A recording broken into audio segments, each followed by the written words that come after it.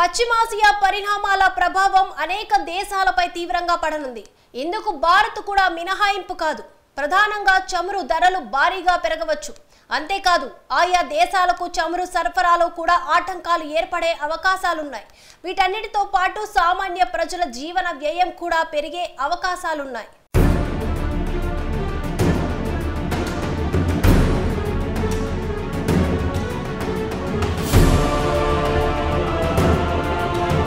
పశ్చిమాసియా ప్రస్తుతం రణరంగాన్ని గుర్తుకు తెస్తోంది. ఎటు చూసినా దాడులు, ప్రతిదాడులే కనిపిస్తున్నాయి.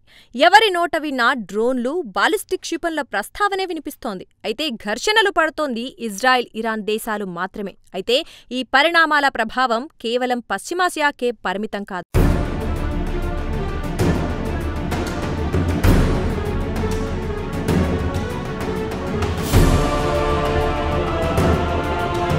పశ్చిమాసియా పరిణామాలు యావత్ ప్రపంచాన్ని ప్రభావితం చేయనున్నాయి. ప్రధానంగా చమురు ధరలపై ఈ ఘర్షణల ప్రభావం ఎక్కువగా ఉండే అవకాశాలున్నాయి. ఇజ్రాయెల్, ఇరాన్ ఘర్షణలు ఎక్కువ కాలం కొనసాగితే చమురు ధర బ్యారెల్కు దాదాపు $120 పెరగవచ్చు అంటున్నారు ఆర్థిక నిపుణులు. దీంతో ముడి చమురు ధరలు ఆకాశాన్ని తాకే అవకాశాలున్నాయి.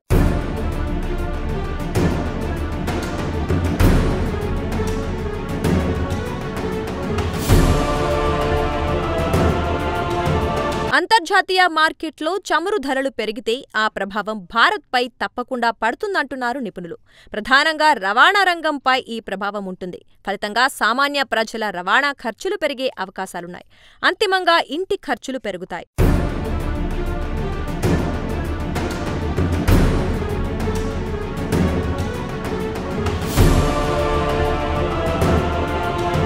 పెరుగుతున్న ఇంధన ఖర్చులు అంతిమంగా ప్రజల దైనందిన బడ్జెట్ను తగ్గిస్తాయి. నిత్య జీవితంలో సాధారణ ప్రజల జీవన వ్యయం పెరుగుతుంది. అలాగే భారత్ కరెంట్ ఖాతా లోటు కూడా పెరుగుతుందని ఆర్థిక నిపుణులు హెచ్చరిస్తున్నారు.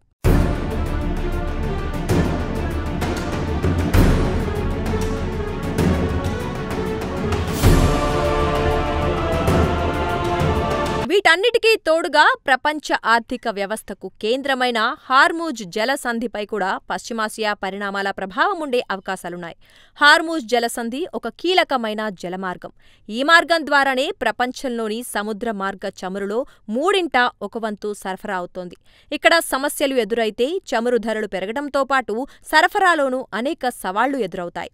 అలాగే భారత్ చమురు దిగుమతుల్లో 3/2 లిక్విఫైడ్ నేచురల్ గ్యాస్ దిగుమతుల్లో దాదాపు సగానికి పైగా హార్మూజ్ జలసంధి ద్వారానే రవాణా అవుతుంది.